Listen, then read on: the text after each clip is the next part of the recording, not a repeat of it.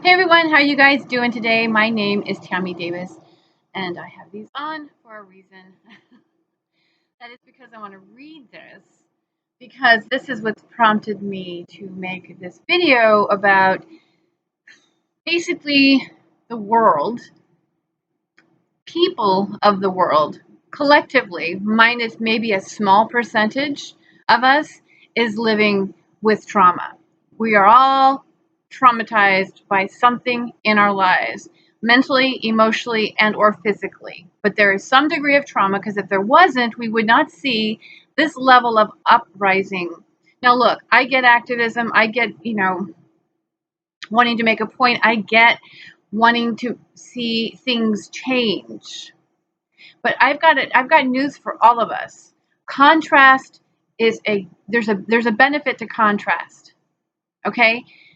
If we got everything we ever wanted, or what we thought we wanted, there was nothing to show us differently, there was no contrast, we would be complacent, we would be content, we wouldn't know any better. We would just kind of like be bleh. But the fact is that contrast actually is inspiring. When shit doesn't go the way we want it to go, when things happen to us, we can reach into that and allow that to fuel absolute change. But the thing is how we go about doing it. I mean, so like I said, I want to read this because this comes down to the fact that we're wanting to tear down statues and eliminate various symbols because of what they represent. And I'll share what I think about that in just a moment. But I wonder, this is something this got my attention. September 23rd, 1923, Nancy Green passed away at age 89. She was a storyteller, cook, activist, and one of the first African American models hired to promote a corporate trademark as Aunt Jemima. She used her financial freedom to become an activist and engage in anti-poverty programs.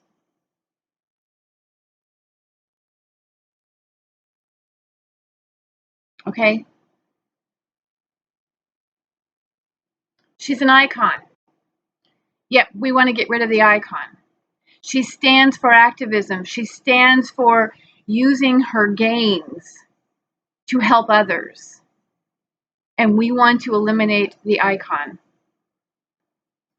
I thought long and hard about this. I actually didn't have to think too long about this. And that's the reason why I started off by saying each one of us has our own degree of trauma. And whether it's not about comparing whose trauma was worse than others. It's not about that. The fact is, the way trauma works, regardless if you think you've healed from it, the way trauma works is it constantly creates reaction. You're ready. You're on guard. You're ready. Even if you have forgiven the person or the situation that traumatized you. And I don't mean that. Trust me. I've lived under the fucking bus. I've lived under the bus most of my life. Okay, so yeah, more people have thrown me under the bus and expected me to stay there.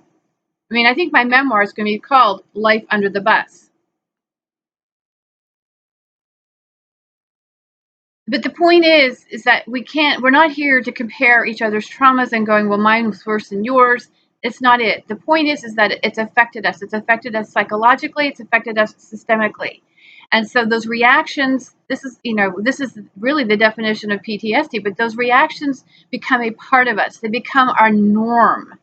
That we don't even realize that this is in response to something that historically happened. We don't even realize it. It's because it's become such a part of our current nature. And the thing is, to healing trauma, we have to be willing to go. Be grateful for that trauma. And before you get all upset and want to fire back at me, like I said, I lived under that bus for well over 30 years. Right down to my own mother. Okay? But the thing is, all those experiences made me the person that I am today. They helped shape me. They helped guide me. They created that contrast. It helped me define what it is I really want, who I really want to be, it actually helped me find me. So I don't interact with these people, but I don't go burn their pictures. I don't go tear up their pictures. I don't go around bad mouthing them to people. I don't eliminate their existence because that's part of the story. And so the way I see us wanting to just tear down these icons and these symbols of things that occurred in our past, okay, it didn't work. It generated systems that are failing us. Okay. The reason history repeats itself is because every one of us is walking around traumatized by something, and we're constantly reacting to that trauma as opposed to responding to what's going on in the moment. And we're teaching our children how to react. And they are now acting in ways that, although they may have their own level of trauma, they're also taking on our shit because they're just watching. Monkey see, monkey do, right? We are models. We are role models. I hate to tell you that, but the way you act, whether you have children or not, is being noticed by children. And so they are behaving and they're mimicking us because that's how we learn. We observe and we apply. And then we determine whether or not that's something that and if we get something out of it, we'll continue doing it. So not only do our children have their degree of whatever they're experiencing that might be triggering them and causing emotional distress and so forth, they're taking on our stuff too. So we are actually repeating. And if you tell me that we want to tear these things down and we want to get rid of those icons so that history doesn't repeat it, what?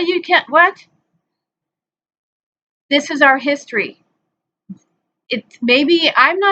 There's atrocities, without question. There's atrocities. I'm not proud of my background. I mean, God knows. I mean, it's not one that I would want anybody else to live through. I lived through it.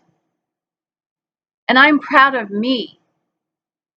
And why can't we adapt that sort of mentality as a country? Why can't we be proud of who we are today and start taking deliberate steps to make changes to a system that is failing us? But stop acting in a way that just shames and disowns and cuts off and kills, because it's just going to keep repeating itself. Because what if we get to a point in our future that all of a sudden there's no reminders of what used to be? And so all of a sudden, guess what? Because we're not catching our own, because we are spreading the disease of trauma through the way we act, and through our behaviors and our words and the way we interact with one another, we're spreading. That's the biggest disease on this planet. And we're giving this disease to our children.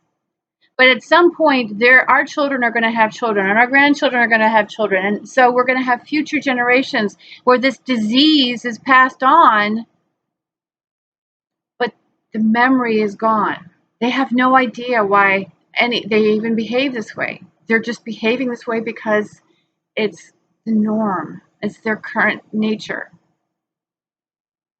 And all of a sudden, the atrocities begin to happen all over again.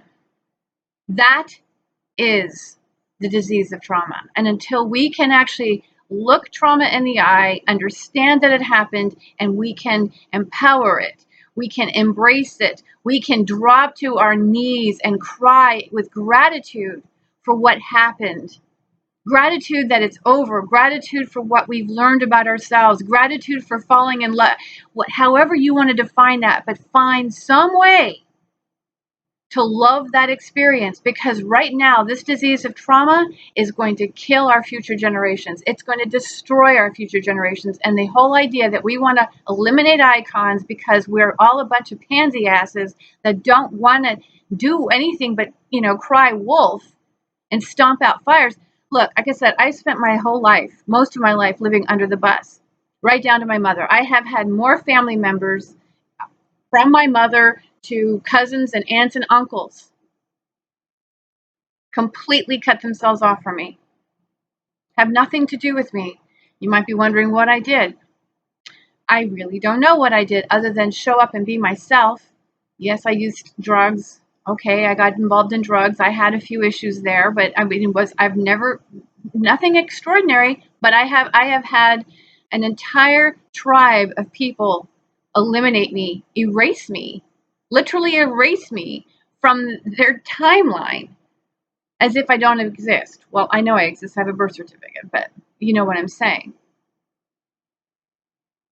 We can't keep doing this to everybody. And clearly, that level of trauma for me is what brought me to this.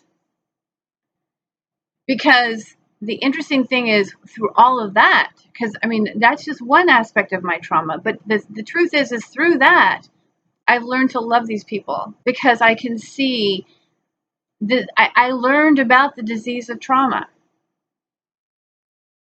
And that's what this is. And I'm grateful for that experience because I learned so much about how we can hurt one another without even realizing what we're perpetuating. So I think I'm off my off my soapbox for now, but can we please start taking steps?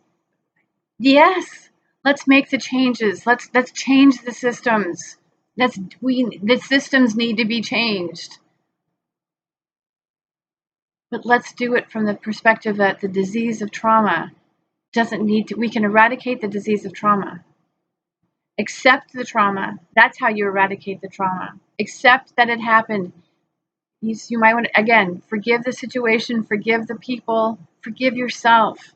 But more importantly, how can you, because acceptance is receiving life. The word acceptance means to receive life. And that was a life experience. So how can you take that life experience and lift it to the next level? You know, right now I'm actually doing programs on teaching people how about oils, what we need to know about essential oils. And there's a lot of people go, we already know about essential oils. What else do we need to know? We need to change the way, we need to upgrade the current trend with oils. But shifts have to happen because what we're currently doing is undermining our survival. We're undermining our ability to thrive. And so ending the disease of trauma simply means that we start to accept it for what it is.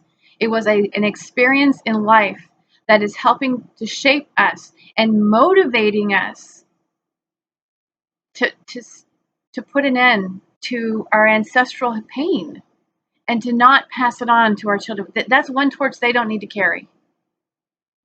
So how can we change our future right now? Accepting the trauma that we have all experienced, or the majority of us have experienced on some level. Stop getting angry about everything. And if there is anger, if there is emotions around this, then this is actually why I have this group, Balanced Wellness, so that we can begin to work through these emotions, so that we can begin to understand what these emotions are actually trying to teach us. Trauma is a terrible disease. And I say, let's take the steps necessary to begin healing that and ending that and not passing that disease on. All right, you guys, thanks so much. I will talk to you later.